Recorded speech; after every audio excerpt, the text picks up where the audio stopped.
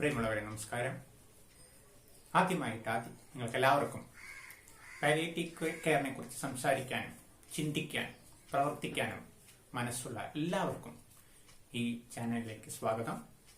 ഇനിയുള്ള നാളുകളിൽ നമ്മൾ പാലിയേറ്റീവ് കെയറിനെ കുറിച്ച്, അതിന്റെ പ്രായോഗികമായ തലങ്ങളെക്കുറിച്ച്, അതിന്റെ പുറകിലുള്ള ചിന്താധാരയെക്കുറിച്ച്, അതിന്റെ തത്വശാസ്ത്രത്തെക്കുറിച്ച്, ജീവിതാന്ത്യ പരിചരണത്തെക്കുറിച്ച്, നല്ല മരണത്തെക്കുറിച്ച്, ഇത്തരം കാര്യങ്ങളെക്കുറിച്ച് എല്ലാം വിശദമായി ചർച്ച ചെയ്യാനുള്ള ഒരു വേദി ഒരുക്കുക എന്നുള്ളതാണ് ഈ ചാനലിന്റെ ദൗത്യം. നിങ്ങളെല്ലാവരെയും ഇതിലേക്ക് സ്വാഗതം ചെയ്യുന്നു. എന്താണ് പാലിയേറ്റീവ് കെയർ? നമുക്കെല്ലാവർക്കും കുറച്ചൊക്കെ അറിയാം.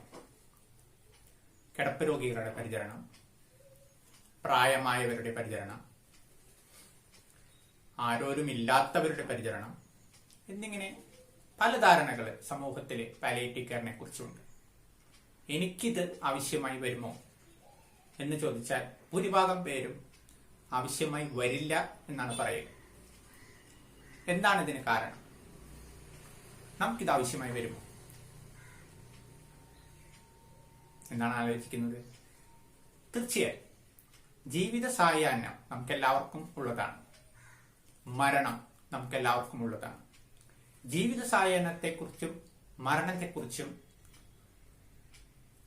പഠിച്ച് ആ സായാഹ്ന കാലം എങ്ങനെ മനോഹരമാക്കാം എന്ന് ശാസ്ത്രീയമായിട്ട് നമ്മളെ പഠിപ്പിക്കുകയും പ്രാവർത്തികമാക്കാൻ നമ്മളെ സഹായിക്കുകയും ചെയ്യുന്ന ഒരു ശാസ്ത്രശാഖയാണ്, വൈദ്യശാസ്ത്ര ശാഖയാണ് പാലിയേറ്റീവ് കെയർ. ഇത് മരുന്ന് മാത്രം നൽകി ചികിത്സിക്കുന്ന ഒരു വൈദ്യശാസ്ത്ര ശാഖയല്ല. ഓരോ വ്യക്തിയെയും കുടുംബത്തെയും അവരെ പരിചരണത്തിന്റെ കേന്ദ്ര ബിന്ദുവായി കണ്ടുകൊണ്ട് അവരുടെ ജീവിതത്തിന്റെ ഓരോ നാളുകളും അതിന്റെ ഗുണമേന്മ, ദുരിതങ്ങൾ കുറയ്ക്കുക, കുറച്ചെങ്കിലും ആസ്വാദികരമാക്കുക, കൺഫ്യൂഷൻസ്, കുറേയധികം ആശയക്കുഴപ്പങ്ങൾ ഒഴിവാക്കുക, ശരിയായ തീരുമാനങ്ങൾ എടുക്കാൻ അവരെ സഹായിക്കുക, അവസാനം നല്ലൊരു മരണത്തിന് അവരെ ഒരുക്കുക, നല്ല ഓർമ്മകൾ നിലനിർത്താനായി അവരെ സഹായിക്കുക. ഇതിനൊക്കെ സഹായിക്കുന്ന ആധുനിക വൈദ്യശാസ്ത്ര ശാഖയാണ് പാലിയേറ്റീവ് കെയർ. പാലിയേറ്റീവ് കെയറിന്റെ നിർവചനം: ഗുരുതര രോഗങ്ങൾ ബാധിച്ചവരുടെ സമഗ്ര പരിചരണം. എന്താണ് ഗുരുതര രോഗം? ക്യാൻസർ, അവയവങ്ങളുടെ പ്രവർത്തനക്ഷമത കുറയുന്ന കിഡ്നി സംബന്ധമായ രോഗങ്ങൾ, ക്രോണിക് കിഡ്നി ഡിസീസ്, ലിവർ സംബന്ധമായ സിറോസിസ് പോലെയുള്ള ലിവർ സംബന്ധമായ രോഗങ്ങൾ, ശ്വാസകോശ സംബന്ധമായ രോഗങ്ങൾ, COPD എന്നറിയപ്പെടുന്ന ക്രോണിക് ഒബ്സ്ട്രക്റ്റീവ് പൾമണറി ഡിസീസ്, അതിൻ്റെയൊക്കെ അവസാന കാലങ്ങൾ, ഡിമെൻഷ്യ, ഓർമ്മക്കുറവ് മൂലം ഉണ്ടാകുന്ന ഡിമെൻഷ്യ എന്നറിയപ്പെടുന്ന രോഗാവസ്ഥ, പ്രായാധിക്യം മൂലം സ്വന്തം കാര്യങ്ങൾ പോലും സ്വയം ചെയ്യാൻ സാധിക്കാത്ത അവസ്ഥയിലുള്ളവർ, പാർക്കിൻസൺസ് പോലുള്ള രോഗാവസ്ഥയുടെ അവസാന ഘട്ടങ്ങൾ, സ്ട്രോക്ക്, നിരവധി തവണ പക്ഷാഘാതം സംഭവിച്ചവർ, ഇങ്ങനെ ജീവിതത്തിലേക്ക് പൂർണ്ണമായി തിരിച്ചു വരാൻ സാധ്യതയില്ലാത്ത, ദീർഘകാല ജീവിത സാധ്യത കുറവായ, ജീവിതം പരിമിതപ്പെട്ടവർ എന്ന് നമ്മൾ പറയും, ദീർഘകാല ജീവിതം സാധ്യമല്ലാത്ത ലൈഫ് ലിമിറ്റിംഗ് ഇൽനെസസ് ഉള്ളവരെയാണ് നമ്മൾ പാലിയേറ്റീവ് കെയർ പരിചരണത്തിന്റെ കുടക്കീഴിൽ കൊണ്ടുവരുന്നത്. ഇവരുടെയൊക്കെ ജീവിതത്തിന്റെ നിലവാരം മെച്ചപ്പെടുത്തണം, ജീവിതം ആസ്വാദ്യകരമാക്കണം. ഇതിനു വേണ്ടി വ്യക്തികൾക്ക് കുടുംബത്തിന്റെ പിന്തുണ മാത്രം പോരാ. ജീവിത നിലവാരം മെച്ചപ്പെടുത്തുന്നതിന് ശാരീരിക വേദനകൾ കുറയ്ക്കണം, മാനസികമായ ബുദ്ധിമുട്ടുകൾക്ക് പരിഹാരം കാണണം, സാമൂഹികമായ സപ്പോർട്ട് അല്ലെങ്കിൽ പിന്തുണ വേണം, ആത്മീയമായ പ്രശ്നങ്ങൾ പരിഹരിക്കണം. ഇങ്ങനെ 4 മാനങ്ങളുള്ള പാലിയേറ്റീവ് കെയർ ഞങ്ങൾ പറയുന്ന ടോട്ടൽ പെയിൻ എന്ന് പറയും. ഇങ്ങനെ 4 മാനങ്ങളുള്ള വേദനകൾ പരിഹരിക്കാനായിട്ട് വിവിധ തരം വൈദഗ്ധ്യമുള്ളവർ ഒരു കുടക്കീഴിൽ ഒത്തുചേർന്ന് രോഗിയെയും കുടുംബത്തെയും പരിചരണത്തിന്റെ കേന്ദ്ര ബിന്ദുവായി കണ്ട് നൽകുന്ന ഒരു ശാസ്ത്രമാണ് പാലിയേറ്റീവ് കെയർ. ഇത് വ്യക്തികളുടെയും കുടുംബങ്ങളുടെയും ജീവിതത്തിന്റെ ക്വാളിറ്റി മെച്ചപ്പെടുത്തുന്നു. ജീവിതാന്ത്യത്തിൽ നല്ലൊരു മരണം, ഗുഡ് ഡെത്ത് നമ്മൾ പറയും, നല്ലൊരു മരണം ഉറപ്പുവരുത്തുന്നു. മരണശേഷം കുടുംബാംഗങ്ങൾക്ക് മാനസികമായ പിന്തുണ നൽകുന്നു. അതിന് ബെറിയ്മെന്റ് കെയർ എന്ന് പറയുന്നു. ഇങ്ങനെ ജീവിത സായാഹ്നത്തെ മനോഹരമാക്കുന്ന, ജീവിത സായാഹ്നത്തിൽ ഓരോ ദിവസത്തെയും ബുദ്ധിമുട്ടുകൾ കുറയ്ക്കുന്ന, നല്ല ഓർമ്മകൾ ഉണ്ടാക്കാൻ സഹായിക്കുന്ന, ജീവിതത്തിനെ കുറച്ചെങ്കിലും ആസ്വാദ്യകരമാക്കുന്ന, മരണസമയത്തെ യാതനകൾ കുറയ്ക്കുന്ന ഒരു ശാസ്ത്രശാഖയാണ് പാലിയേറ്റീവ് കെയർ.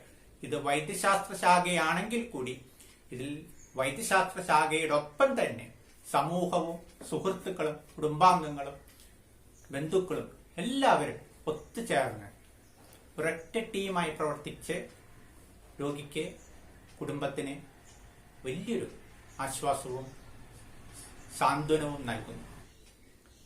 ആസ്പത്രികളിൽ രോഗത്തിനാണ് മുഖ്യം, രോഗചികിത്സയ്ക്കാണ് മുഖ്യത്വം.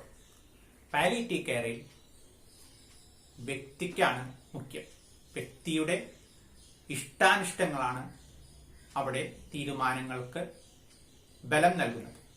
എന്തു വേണം, എന്തു വേണ്ട എന്ന് തീരുമാനിക്കുന്നത് ചികിത്സ ലഭിക്കുന്ന വ്യക്തിയാണ്.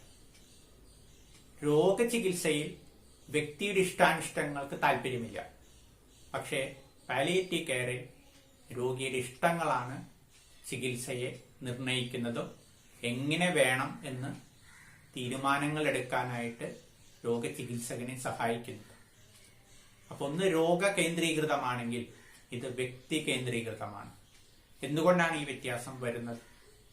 പാലിയേറ്റീവ് കെയർ ഞാൻ ആദ്യം പറഞ്ഞു, പൂർണ്ണമായിട്ടും ചികിത്സിച്ച് മാറ്റാൻ സാധിക്കാത്ത ഗുരുതരമായ രോഗങ്ങൾ ബാധിച്ചവരുടെ ജീവിത നിലവാരം മെച്ചപ്പെടുത്തണമെങ്കിൽ രോഗചികിത്സയ്ക്കല്ല മുഖ്യത്വം കിട്ടേണ്ടത്, രോഗിയുടെ ഇഷ്ടാനിഷ്ടങ്ങൾക്കും താല്പര്യങ്ങൾക്കും മുൻഗണനകൾക്കുമാണ് പ്രാമുഖ്യം കിട്ടേണ്ടത്. ഈ ഒരു വ്യത്യാസം, അതാണ് പാലിയേറ്റീവ് കെയറും ആസ്പത്രികളിൽ നിന്ന് ലഭിക്കുന്ന വൈദ്യശാസ്ത്ര പരിചരണവും തമ്മിലുള്ള പ്രധാന വ്യത്യാസം. ആരാണ് പാലിയേറ്റീവ് കെയർ പരിചരണം നൽകുന്നത്? ഒരു ചിലരെങ്കിലും കരുതുന്നുണ്ടാവാം ഇത് പ്രത്യേകിച്ച് പരിശീലനമൊന്നും ലഭിക്കാത്ത കുറച്ച് സാമൂഹിക പ്രവർത്തകരും നഴ്സുമാരും റിട്ടയർഡായ കുറച്ച് ഡോക്ടർമാരൊക്കെ കൂടി നൽകുന്ന ഒരു പരിചരണമാണ് എന്ന് ഒരു ചിലരെങ്കിലും ചിന്തിക്കുന്നവരുണ്ടാവാം. തീർച്ചയായും അല്ല. പാലിയേറ്റീവ് കെയർ അത് നടപ്പിലാക്കുന്നതിന് കൃത്യമായി പരിശീലനം സിദ്ധിച്ച, അത് സാമൂഹിക പ്രവർത്തകരായാലും ശരി, നഴ്സസ് ആയാലും ശരി, ഡോക്ടേഴ്സ് ആയാലും ശരി, കൃത്യമായി പരിശീലനം സിദ്ധിച്ചവരാണ് ഈ പരിചരണ ശൃംഖലയുടെ ഭാഗമാകുന്നത്. എന്താണ് ഈ പരിശീലനത്തിന്റെ ഇമ്പോർട്ടൻസ് അല്ലെങ്കിൽ മുഖ്യത്വം? പരിശീലനത്തിൽ രോഗികളോട് എങ്ങനെ സംസാരിക്കണം, എന്ത് സംസാരിക്കരുത്, എങ്ങനെയാണ് രോഗികളെ ബഹുമാനിക്കേണ്ടത്, കുടുംബത്തിന്റെ ഇഷ്ടാനിഷ്ടങ്ങൾ എങ്ങനെയാണ് മനസ്സിലാക്കേണ്ടത്, ആശയവിനിമയം എങ്ങനെ കൂടുതൽ എഫിഷ്യന്റ് ആക്കാം അല്ലെങ്കിൽ കൂടുതൽ നന്നാക്കാം, മരുന്നുകൾ, വേദന സംഹാരികൾ എങ്ങനെ ഉപയോഗിക്കാം, ജീവിതാന്ത്യത്തിൽ ഉണ്ടാകുന്ന, മരണസമയത്തുണ്ടാകുന്ന യാതനകൾ എങ്ങനെ പരിഹരിക്കാം, ഇത്തരം കാര്യങ്ങൾ കൃത്യമായി, ശാസ്ത്രീയമായ കാര്യങ്ങൾ കൃത്യമായി പഠിച്ച് പരിശീലനം ലഭിച്ച ആളുകളാണ് പാലിയേറ്റീവ് കെയർ പ്രവർത്തകർ. മോർഫിൻ പോലെയുള്ള വേദനാ സംഹാരികൾ എങ്ങനെ ഉപയോഗിക്കണം എന്നുള്ളതിനെ കുറിച്ചും ഈ പരിശീലന കാലത്ത് ഇവർക്ക് വ്യക്തമായിട്ടുള്ള നിർദ്ദേശങ്ങൾ നൽകുന്നു. അപ്പോൾ ഈ പാലിയേറ്റീവ് കെയർ പരിചരണം ഒരു ശാസ്ത്രശാഖയാണ്. അത് പ്രാവർത്തികമാക്കാൻ കൃത്യമായി പരിശീലനം ലഭിച്ച ഡോക്ടേഴ്സും നഴ്സസും സന്നദ്ധ പ്രവർത്തകരും ഈ പ്രസ്ഥാനത്തിന്റെ ഭാഗമായിട്ടുണ്ടാകണം എന്നാണ് ഞാൻ ഓർമ്മിപ്പിക്കുന്നത്. Quality of life. ഞാൻ എൻ്റെ ജീവിതം ആസ്വദിക്കുന്നു, ഇഷ്ടപ്പെട്ട ഭക്ഷണം കഴിക്കുന്നു, വസ്ത്രം ധരിക്കുന്നു, ഇഷ്ടപ്പെട്ട ജോലി ചെയ്യുന്നു, കൂട്ടുകാരെ കാണുന്നു, ഇഷ്ടമുള്ളിടത്തേക്ക് സഞ്ചരിക്കുന്നു. ഇതൊക്കെയാണ് എൻ്റെ ജീവിതത്തിന് ക്വാളിറ്റി അല്ലെങ്കിൽ എൻ്റെ ജീവിതം ആസ്വാദ്യകരമാക്കുന്നത്. എന്നാൽ ഒരു ഘട്ടത്തിൽ എനിക്ക് ജീവിതം ആസ്വദിക്കാൻ കഴിയാത്ത ഒരു നില വരികയാണെങ്കിൽ, ഭക്ഷണം ആസ്വദിക്കാൻ കഴിയുന്നില്ല, സംഗീതം ആസ്വദിക്കാൻ കഴിയുന്നില്ല, യാത്ര ചെയ്യുന്നത് ബുദ്ധിമുട്ടായിരിക്കുന്നു, സുഹൃത്തുക്കൾ തീരെ കുറഞ്ഞിരിക്കുന്നു, സാമൂഹിക ബന്ധങ്ങൾ കുറയുന്നു, ഒന്നും തന്നെ ആസ്വദിക്കാൻ കഴിയാത്തൊരവസ്ഥ. അതാണ് ജീവിതത്തിന്റെ ക്വാളിറ്റി കുറഞ്ഞ അവസ്ഥ. മിക്കവാറും ഞങ്ങൾ കാണുന്ന പേഷ്യൻസിൽ ജീവിത സായാഹ്നത്തിൽ ജീവിതത്തിന്റെ നിലവാരം അല്ലെങ്കിൽ ക്വാളിറ്റി വളരെയധികം കുറയുന്നത് കാണാറുണ്ട്. പലപ്പോഴും ശാരീരിക അവശതകൾ കൊണ്ടുള്ള ഒറ്റപ്പെടലാവാം, ശാരീരികമായ ബുദ്ധിമുട്ടുകൾ, വേദനയാവാം, ഉറക്കക്കുറവാവാം, കാഴ്ചശക്തിയും കേൾവിശക്തിയും കുറയുന്നതാകാം, ശ്വാസം മുട്ടാകാം, മലബന്ധമാകാം, രുചിയില്ലാത്തതാകാം, പെട്ടെന്ന് ദേഷ്യം വരുന്നതാകാം. ഇങ്ങനെ നിരവധി കാരണങ്ങൾ കൊണ്ട് ജീവിതം ആസ്വദിക്കാൻ കഴിയാത്ത ഒരവസ്ഥ വരുന്നു. ഇനി ജീവിതം മുന്നോട്ട് പോകേണ്ട എന്ന് ചിന്തിക്കുന്നവരുണ്ട്, മരിച്ചാൽ മതി എന്ന് ചിന്തിക്കുന്നവരുണ്ട്.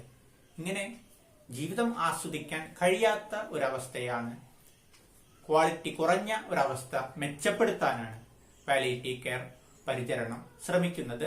ഒരു പരിധിവരെ ജീവിതത്തിന്റെ ക്വാളിറ്റി മെച്ചപ്പെടുത്താൻ ഈ പരിചരണ സംവിധാനത്തിന് കഴിയാറുണ്ട്.